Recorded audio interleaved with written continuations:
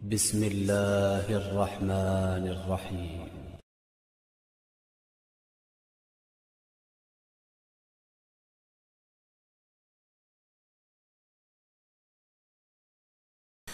الحمد لله رب العالمين والصلاة والسلام على رسوله الكريم اما بعد. بسم اللہ الرحمن الرحیم. نبی کریم صلی اللہ علیہ وسلم کی سنتوں کے سلسلے میں بات چل رہی تھی اور قیام اللیل کی سنتوں کا ایک حصہ ابھی ہم نے گزشتہ درس میں بیان کیا تھا، لہذا اس کا دوسرا حصہ آج کے درس میں ہم آپ سے بیان کریں گے. اللہ تبارک و تعالیٰ سے دعا ہے کہ اللہ تبارک و تعالیٰ ہمیں ان سنتوں کے اوپر عمل کرنے کی توفیق عطا فرمائے. آج ہم بات کریں گے سب سے پہلے وتر کی سنتیں. وتر پڑھنے والے شخص کے لیے، جو شخص 3 رکعت وتر پڑھ رہا ہے، چاہیے کہ پہلی رکعت میں سورہ فاتحہ کے بعد سورہ اعلی سبح اسم ربک الاعلی، دوسری میں سورہ کافرون اور تیسری میں سورۃ الاخلاص پڑھے. ایسا کرنا مسنون ہے. اس کی دوسری سنت ہے کہ نماز وتر سے سلام پھیرنے کے بعد 3 مرتبہ سبحان الملک القدوس پڑھنا اور تیسری مرتبہ اس دعا کے ساتھ رب الملائکۃ والروح کا اونچی آواز میں پڑھنا بھی سنت ہے. اسی طریقے سے وتر کی سنتوں کے بعد اب ہم بات کرتے ہیں فجر کی سنتوں کی. تو اس سلسلے کی پہلی سنت یہ ہے کہ فجر کی سنتوں کو ہلکا پھلکا یعنی مختصر پڑھنا. حضرت عائشہ رضی اللہ عنہا کہتی ہیں کہ رسول اللہ صلی اللہ علیہ وسلم فجر کی اذان اور اقامت کے درمیان 2 مختصر رکعات پڑھا کرتے تھے. اس کی دوسری سنت ہے کہ پہلی رکعت میں فاتحہ کے بعد سورۃ البقرہ کی آیت نمبر 136 اور دوسری میں سورہ آل عمران کی آیت نمبر 64 کا پڑھنا مسنون ہے. یہ دونوں آیتیں آپ اپنے موبائل کی اسکرین پر دیکھ سکتے ہیں. اور ایک دوسری روایت میں یہ ہے کہ پہلی رکعت میں فاتحہ کے بعد الکافرون اور دوسری میں الاخلاص کو ذکر کیا گیا ہے. اسی طریقے سے سنتیں پڑھنے کے بعد تھوڑی دیر کے لیے دائیں پہلو پر لیٹنا. ایک حدیث میں ہے کہ رسول اللہ صلی اللہ علیہ وسلم فجر کی 2 سنتیں پڑھنے کے بعد اپنے دائیں پہلو پر لیٹ جایا کرتے تھے. سو جو شخص گھر میں فجر کی سنتیں ادا کرے وہ اس سنت کے اجر و ثواب کو حاصل کرنے کی خاطر اپنے دائیں پہلو پر لیٹ جائے، پھر تھوڑی دیر کے بعد مسجد میں چلا جائے. نماز فجر کے بعد مسجد میں بیٹھے رہنا یہ بھی ایک سنت ہے. رسول اللہ صلی اللہ علیہ وسلم نماز فجر کے بعد اس وقت تک اپنی جگہ پر بیٹھے رہتے جب تک سورج طلوع ہو کر بلند نہ ہو جاتا. اور اس کی فضیلت جیسا کہ صحیح حدیث میں موجود ہے یہ ہے کہ نماز کے بعد اللہ تعالی مسجد ہی میں بیٹھے رہنے والوں کے لیے فرشتوں کو مقرر کر دیتا ہے جو ان کی مغفرت کے لیے دعا کرتے رہتے ہیں. اب ہم بات کرتے ہیں نماز کی کچھ سنتوں کے بارے میں، اور اس میں سب سے پہلے ہم ذکر کریں گے نماز کی قولی سنتیں. پہلے اس سلسلے کی پہلی چیز ہے کہ تکبیر تحریمہ کے بعد دعائے استفتاح کا پڑھنا، یا جسے ہم دعائے ثنا بھی کہتے ہیں، اور وہ دعا یہ ہے سبحانک اللہم وبحمدک وتبارک اسمک وتعالی جدک ولا الہ غیرک.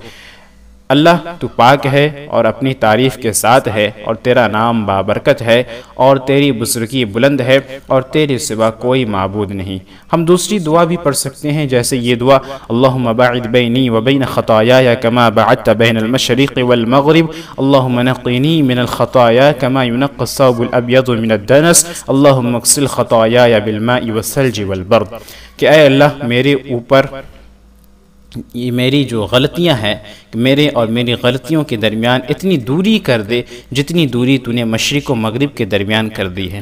اے اللہ مجھے گناہوں سے اس طرح صاف کر دے جس طرح سفید کپڑا میل سے صاف کیا جاتا ہے.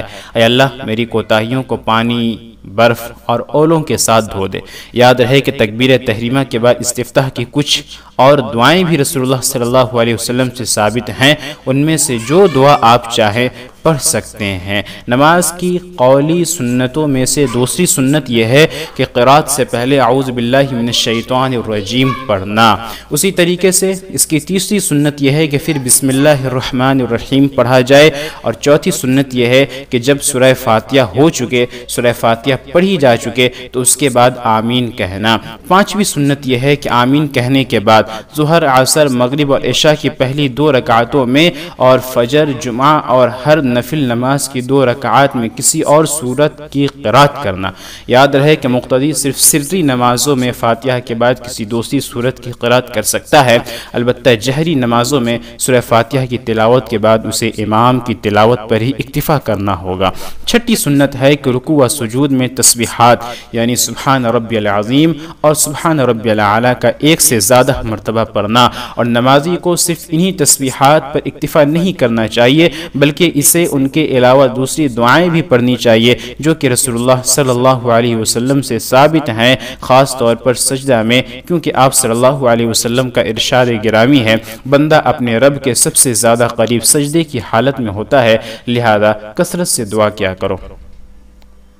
ساتویں سنت ہے رکوع سے سر اٹھانے کے بعد ربنا ولک الحمد کہنا یا درج ذیل دعا پڑھنا۔ اللہم ربنا لک الحمد ملء السماوات وملء الارض وما بینہما وملء ما شئت من شیء بعد اہل الثناء والمجد احق ما قال العبد وکلنا لک عبد اللہم لا مانع لما اعطیت ولا معطی لما منعت ولا ينفع ذا الجد منک الجد۔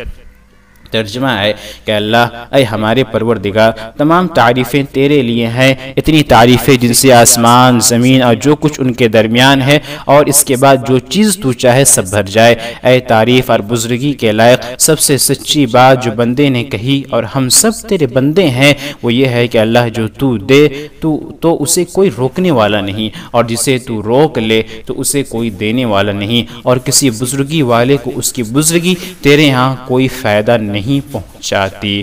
اس سلسلے کی 8ویں سنت ہے کہ 2 سجدوں کے درمیان رب غفر لی رب غفر لی پڑھنا۔ یہ 2 سجدوں کے درمیان جسے ہم جلسہ کہتے ہیں، اس میں اللہ کے نبی صلی اللہ علیہ وسلم سے اور بھی دعائیں ثابت ہیں، لہذا ہم ان دعاؤں کو بھی پڑھ سکتے ہیں۔ 9ویں سنت ہے کہ آخری تشہد میں سلام پھیرنے سے پہلے یہ دعا پڑھنا، اللہم انی اعوذ بک من عذاب جہنم ومن عذاب القبر ومن فتنة المحیا والممات ومن شر فتنة المسیح الدجال۔ یا اللہ میں عذاب جہنم، عذاب قبر، زندگی اور موت کے فتنے اور مسیح دجال کے فتنے سے تیری پناہ میں آتا ہوں۔ نماز کی مذکورہ قولی سنتوں میں سے بیشتر سنتیں ایسی ہیں جن پر ہر رکعت میں عمل کیا جا سکتا ہے، چاہے نماز فرض ہو یا نفل، اور اگر فرض اور نفل نمازوں کی ہر رکعت کی مذکورہ سنتوں کو جمع کر لیا جائے تو اندازہ کریں کہ دن اور رات میں کتنی زیادہ سنتوں کا ثواب حاصل کیا جا سکتا ہے۔ تو محترم سامعین کرام، یہ کچھ سنتیں تھیں۔ پہلے ہم نے قیام اللیل کی سنتوں کا کچھ تذکرہ کیا، اس کے بعد نماز کی قولی سنتوں کو ہم نے بیان کیا۔ اللہ تبارک و تعالیٰ سے دعا ہے کہ اللہ تبارک و تعالیٰ ہمیں سننے سے زیادہ ان تمام سنتوں کے اوپر عمل کرنے کی توفیق عطا فرمائے، آمین۔ والسلام علیکم ورحمۃ اللہ وبرکاتہ۔